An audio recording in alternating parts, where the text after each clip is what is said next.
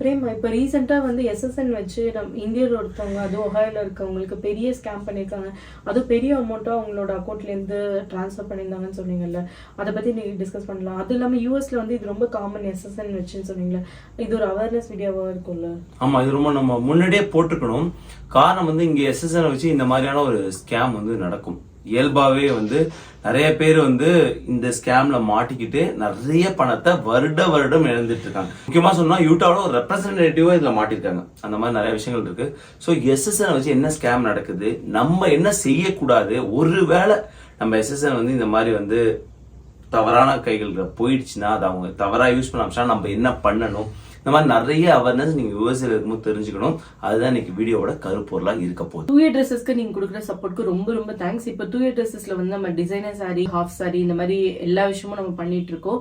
யாராவது உங்களுக்கு தேவைன்னா நம்ம வாட்ஸ்அப் நம்பர் கீழே இருக்கு, நீங்க அதுல கான்டாக்ட் பண்ணி டீடைல்ஸ் கேட்கலாம். ஏகான்ஸ் ஆப்பை பத்தி நம்ம ஏற்கனவே பார்த்திருக்கோம். எங்களோட இன்வெஸ்ட்மெண்ட் ஸ்ட்ராட்டஜின்னு ஒரு வீடியோ வந்து ஷேர் பண்ணிருந்தோம், அதுல கொடுத்திருந்தோம்.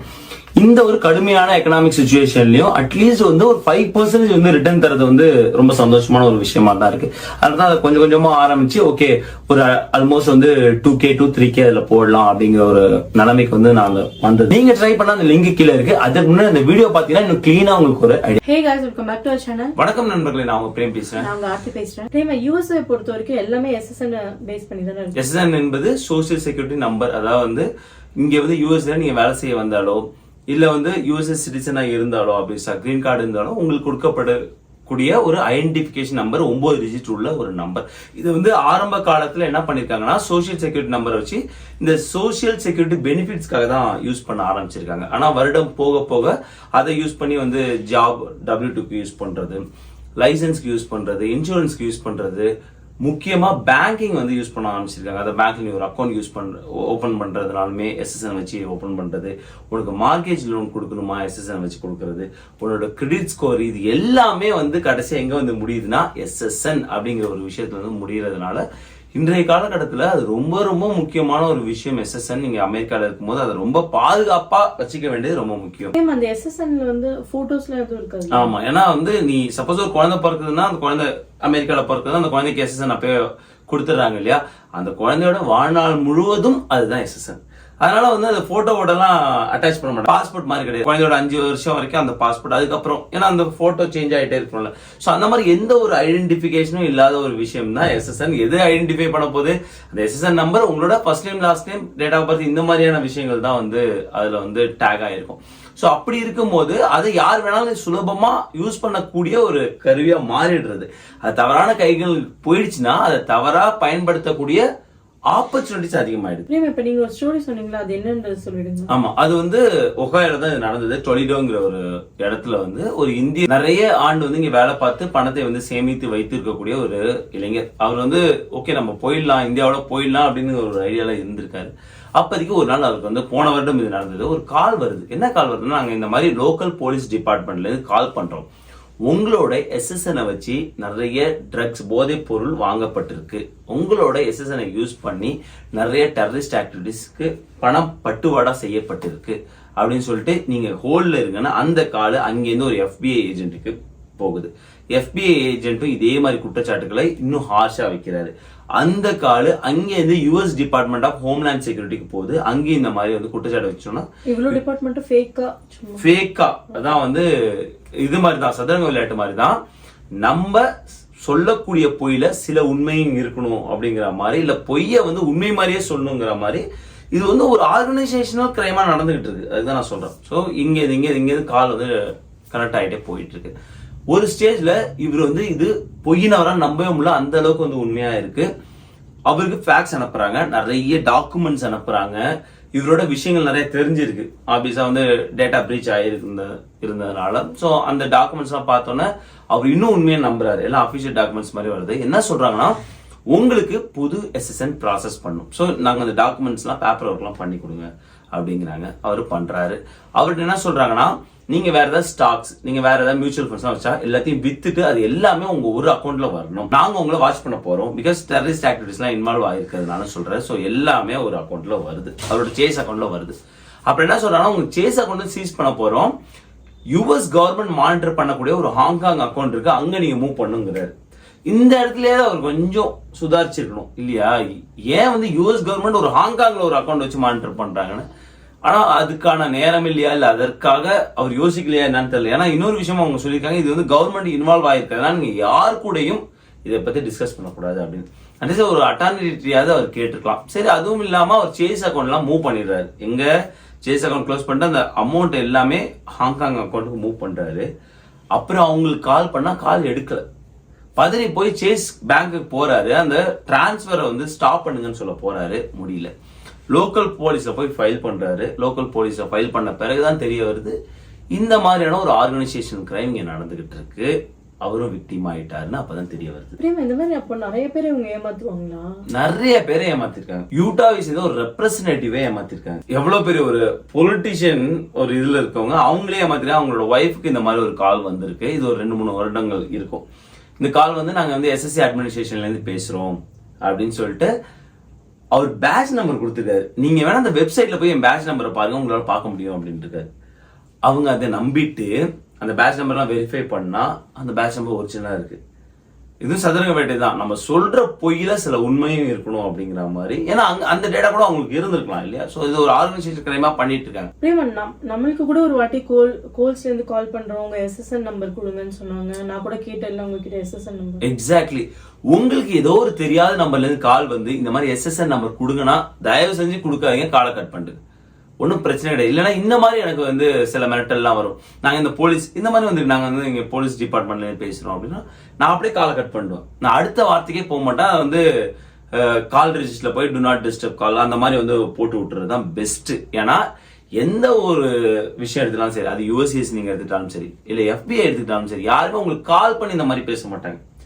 நேரா வந்து FBI இதே மாதிரி யாரா மாட்டேங்க நேரா வீட்டுக்கு வர போறாங்க அரெஸ்ட் வாரண்டோட இல்லையா? சோ இந்த மாதிரி யாருமே வந்து பேச மாட்டாங்க. சோ இதுதான் உங்களோட ஃபர்ஸ்ட் ஸ்டெப். ஏதோ ஒரு நம்பர் வந்து ஈஸியா கிடைச்சிடும் இல்லையா? நம்ம எங்க பார்த்தாலும் நம்பர் கொடுத்துறோம். ஒரு மாலுக்கு போனா வாங்க உங்களுக்கு வந்து பெரிய ஒரு பாரடைஸ் ட்ரிப் இருக்கு 7 days வந்து நீங்க இதுல எழுதி போடுங்க, நம்மள போன் நம்பரு மெயில் எல்லாமே எழுதி அது உள்ள போட்டுருவோம். சோ அது எல்லாமே வந்து அவங்க யாருக்குமே கிடைக்காது இந்த பாரடைஸ் ட்ரிப். ஆனா யாருக்கோ நம்மளோட டேட்டா எல்லாமே கிடைச்சிடும். இமெயிலையும் சரி, போன் நம்பர்லயும் சரி. Phone number first point. So அதுல இருந்து கால் பண்ணி இப்ப நம்ம வந்து ஓகே உஷாராக கட் பண்ணிடும். யாரோ ஒரு ஆளு கட் பண்ணாம மாட்டிட்டாங்கன்னா அது போதும். அவங்களுக்கு வந்து எல்லாரும் மாட்டணும் அவசியம் இல்லை. ஒரு 1000 பேர் ட்ரை பண்ணி ஒரு 10 பேர் மாட்டினாலே போதும், அவங்க பயங்கரமா சம்பாதிச்சிடும். ஸோ அதுதான், யார்ட்டையும் எஸ்எஸ்என் கொடுக்காதீங்க, யார்ட்டையும் கொடுக்காதீங்க. உங்களுக்கே தெரியும் நம்ம வந்து எஸ்எஸ்என் வந்து ரொம்ப முக்கியமான ஒரு விஷயம். எங்கெங்கெல்லாம் யூஸ் பண்ணணுங்கிறது நமக்கு கிளீனா தெரியும். சில இடங்கள்ல எஸ்எஸ்என் ஆப்ஷனா இருக்கும், நீங்க தேவையில்லைன்னா வேணாம்னு சொல்லிடலாம். சரி, எக்ஸாம்பிள் ஹாஸ்பிட்டல் போனீங்கன்னா உங்களுக்கு எஸ்எஸ்என் மேண்டேட்டரி கிடையாது. அவங்க சப்போஸ் கேட்டா நீங்க கேளுங்க, கண்டிப்பா எஸ்எஸ்என் கொடுக்கணுமா அப்படின்னு. ஏன்னா ஹாஸ்பிட்டலை பொறுத்த வரைக்கும் இன்சூரன்ஸ் தான் மேண்டேட்டரி. இன்சூரன்ஸ்ல எஸ்எஸ்என் ஆல்ரெடி வந்து லிங்க்ட் ஆயிருக்கும். ஸோ அதனால அந்த ஒரு விஷயம் இருக்கிறதுனால அங்க கிடையாது. இந்த மாதிரி தேவையில்லாத இடத்துல நீங்க எஸ்எஸ்என் கொடுக்க வேண்டிய அவசியம் கிடையாது. சப்போஸ் ஸ்கூல்ல கேட்கறாங்கன்னா ரியலி எஸ்எஸ்என் கொடுக்கணுமா அப்படின்னு கேளுங்க. இப்ப நீங்க பேங்க் அக்கௌண்ட் ஓபன் பண்ணா எஸ்எஸ்என் வேணும், மார்கேஜ்க்கு எஸ்எஸ்என் வேணும். சோ அதெல்லாம் நமக்கே தெரியும். இப்ப நீங்க வேலைக்கு சேர்ந்து W2 போனீங்கன்னா எஸ்எஸ்என் வேணும். ஆனா வேலைக்கு போறதுக்கு இன்டர்வியூக்கே எஸ்எஸ்என் கேட்கறாங்கன்னா கேளுங்க, ஏன் தேவை அங்க எஸ்எஸ்என் அப்படின்னு. இந்த மாதிரி ஒரு ஸ்கேம் நடக்கலாம். உங்களுக்கு வந்து இந்த ஒரு ஆஃபர் இருக்கு, நீங்க எஸ்எஸ்என் அனுப்புங்க, உங்களோட பேக்ரவுண்ட் வெரிஃபிகேஷன் பண்ணணும், இந்த மாதிரி ஸ்கேம் வரும். ஸோ இதெல்லாம் வந்து கண்டிப்பா தெரிஞ்சுக்க வேண்டிய விஷயம். அந்த எஸ்எஸ்என்ங்கிறது ரொம்ப ரொம்ப முக்கியமான ஒரு விஷயம். சப்போஸ் யாரோட எஸ்எஸ்என் நம்பர் அது அவங்களுக்கு கிடைச்சிச்சுன்னா அதை வச்சு என்னென்ன மாதிரி பண்ணுவாங்க? சப்போஸ் வந்து கிடைச்சிட்டுன்னு வச்சுக்கோங்க, ஒரு பேங்க் அக்கௌண்ட் ஓபன் பண்ணலாம். நான் முன்னாடி சொன்ன மாதிரி தான் எந்த ஒரு பொய்யிலுமே சில உண்மையும் இருக்கணும். ஏன்னா பேங்க் அக்கௌண்ட்டுக்கு எஸ்எஸ்என் மட்டுமே பத்தாது, அவங்க இன்னும் நிறைய டாக்குமெண்ட்ஸ் தான் கேட்பாங்க. நீ எந்த ஏரியால இருக்க, அதுக்கான ப்ரூஃப், இந்த மாதிரி நிறைய விஷயம் கேட்பாங்க. எல்லாமே ரெடி பண்ணுவாங்க, ரைட்? எல்லாமே ரெடி பண்ணிட்டு உன் பேர்ல பேங்க் அக்கௌண்டோ இல்ல கிரெடிட் கார்டோ எடுத்துட்டு ஃபுல் கிரெடிட்டை காலி பண்ணிட்டு ஒரு கிரெடிட் ஸ்கோரை காலி பண்ணுவாங்க, ரைட்? ஸோ இந்த மாதிரி நிறைய விஷயங்கள் நடக்கும். இது ஒரு எக்ஸாம்பிள் சொல்றேன். இல்ல பாஸ்போர்ட் எடுத்து இல்லீகல் ஆக்டிவிட்டிஸ்ல வந்து ஈடுபடலாம். லைசன்ஸ், டிரைவர் லைசன்ஸ் உன் பேர்ல எடுத்துட்டு அதை வந்து மிஸ்யூஸ் பண்ணலாம். இந்த மாதிரி நிறைய விஷயம். இன்சூரன்ஸ் எடுக்கலாம். இல்ல சில பேரோட எஸ்எஸ்என் வந்து யூஸ் பண்றாங்கன்னா அவங்களோட சோசியல் செக்யூரிட்டி பெனிஃபிட்டை வந்து திருடுவாங்க. முக்கியமான விஷயம் ஐஆர்எஸ்ல எஸ்எஸ்என் ரொம்ப முக்கியம். நம்ம வந்து டாக்ஸ் ரிட்டர்ன் பண்றோம்னா அதுதான் வந்து ஃபர்ஸ்ட் ஸ்டெப்பே. சோ என்ன பண்ணுவாங்கன்னா அந்த எஸ்எஸ்என் கிடைச்சோம்னா அவங்க நேம்ல இவங்க டாக்ஸ் ரிட்டர்ன் பண்ணுவாங்க. வருடம் இந்த மாதிரி நிறைய விஷயம் ஐஆர்எஸ் நடந்துட்டு இருக்கு. அந்த ஸ்டாட்ஸ்லாம் இருக்கு, நம்ம வந்து பார்க்க போறோம். சோ இதெல்லாம் வந்து நிறைய பணம் அவங்களுக்கு வந்து ஈஸியா கிடைக்கும். சோ இதனாலதான் எஸ்எஸ்என் அவங்க வந்து டார்கெட் பண்றது. சப்போஸ் யாரோட எஸ்எஸ்என் வந்து மிஸ் ஆயிடுச்சுன்னா அவங்க என்ன பண்ணணும்? முதல்ல வந்து போலீஸ்க்கு வந்து இன்ஃபார்ம் பண்ணி ஃபைல் பண்ணணும்.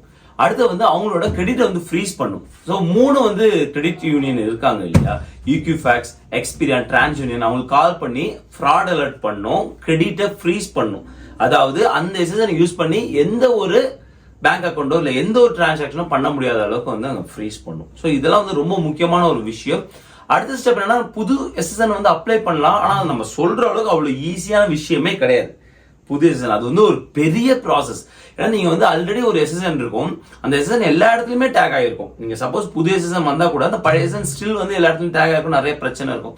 அதனால புது எஸ்எஸ்என் அப்ளை பண்ணலாம், பட் அது வந்து ஒரு பெரிய ப்ராசஸ். ஸோ அதனால தான் சொல்றேன், ரொம்ப ரொம்ப முக்கியமான விஷயம் இந்த எஸ்எஸ்என் ரொம்ப செக்யூரா வச்சுக்கணும். பிரேமா, சப்போஸ் நம்ம எஸ்எஸ்என் வந்து யார்கிட்ட மாட்டிடுச்சுன்னா அவங்க 3D ஆகணும் நம்மளுக்கு எப்படி தெரியும்? அது ஒரு முக்கியமான ஒரு விஷயம், இந்த கிரெடிட் ஸ்கோர். நான் வந்து நிறைய வீடியோ சொல்லியிருக்கேன், தயவு செஞ்சு வந்து இந்த கிரெடிட் ஸ்கோர் வந்து நீங்க மானிட்டர் பண்ணிட்டே இருங்க, அட்லீஸ்ட் அக்கேஷனலியா மானிட்டர் பண்ணிட்டே இருங்கன்னு. முன்னெல்லாம் வந்து வருஷத்துக்கு ஒரு கிரெடிட் ரிப்போர்ட் தான் கொடுத்துட்டு இருந்தாங்க. அதன் பிறகு கோவிட் காலத்துல வாரம் வாரம் வந்து ஃப்ரீ கிரெடிட் ரிப்போர்ட் கொடுத்தாங்க. இப்போ அது வந்து யூஸ்வலா வந்து அது வந்து ஒரு லாவாவே ஆக்கிட்டாங்க. வாரம் வாரமே உங்களால புது கிரெடிட் ரிப்போர்ட் வாங்கிக்க முடியும். நீங்க ஏதோ ஒரு, நான் சொன்னால 3 கிரெடிட் யூனியன், ஈக்யூஃபேக்ஸ், எக்ஸ்பீரியன், டிரான்ஸ் யூனியன், ஏதோ மூலியமாவே நீங்க கிரெடிட் ரிப்போர்ட் வாங்கிட்டு நீங்க வந்து உங்க கிரெடிட் ரிப்போர்ட்டை வெரிஃபை பண்ணலாம். அதாவது உங்களுக்கு தெரியாம அங்க ஏதாவது அக்கௌண்ட் ஓபன் பண்ணப்பட்டிருக்கா, உங்களுக்கு தெரியாம ஏதாவது கிரெடிட் செக் நடந்திருக்கா, இந்த மாதிரி விஷயங்கள் நீங்க பாத்துக்கலாங்க. சோ அது ரொம்ப யூஸ்ஃபுல்லா இருக்கும். அப்புறம் கிரெடிட் ஸ்கோர், ஆப்வியஸா வந்து நம்மளோட எஸ்எஸ்என் திருடுறது இந்த கிரெடிட் ஸ்கோர் காலி பண்றதுக்கு. ஏதாவது வந்து நிறைய வந்து இந்த மாதிரி அக்கௌண்ட்ல இருந்து பணம், அதாவது நம்ம பேர்ல அக்கௌண்ட் ஓபன் பண்ணி பணம் எடுத்து கட்டாம விடுறது. ஸோ கிரெடிட் ஸ்கோர் வந்து இம்பாக்ட் ஆகும். இந்த கிரெடிட் ஸ்கோர் வந்து ஈஸியா நீங்க வந்து எல்லா பேங்க்லயுமே இப்போ வந்து லிங்க் பண்ணிருக்காங்க. நீங்க வந்து காஸ்கோ கார்டு இருக்குன்னு வச்சுக்கோங்க, நம்மளோட காஸ்கோ கார்டு இருக்குல்ல, நீ சிட்டி பேங்க் போனாலும் உன்னோட அந்த கிரெடிட் ஸ்கோர் காட்டுவாங்க. சோ அவுட் ஆஃப் 850 எவ்வளோ அப்படின்னு. சோ அதை மாற்ற பண்றது மூலியமா நமக்கு ஒரு ஐடியா கிடைக்கும். இல்லைன்னா இதுக்காக நிறைய ஏஜென்சி இருக்காங்க, ஐடென்டிஃபை தெஃப்ட் ப்ரொடக்ஷன் ஏஜென்சிஸ் இருக்காங்க, அவங்க மானிட்டர் பண்றதுக்கு. பட் மந்த்லி நீங்க வந்து பிளான் காசு வந்து பே பண்ண வேண்டியதா இருக்கும். சோ பட் இதெல்லாமே வந்து அடுத்த ஸ்டெப். முதல் ஸ்டெப் செக்யூரா வச்சுக்கணும். அது எப்படி வச்சுக்கிறது?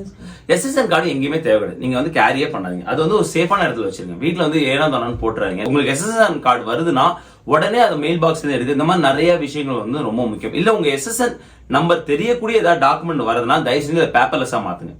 ஏன்னா எப்படியா நம்ம வந்து மிஸ் பண்ண கூட வாய்ப்பு இருக்கு இல்லையா.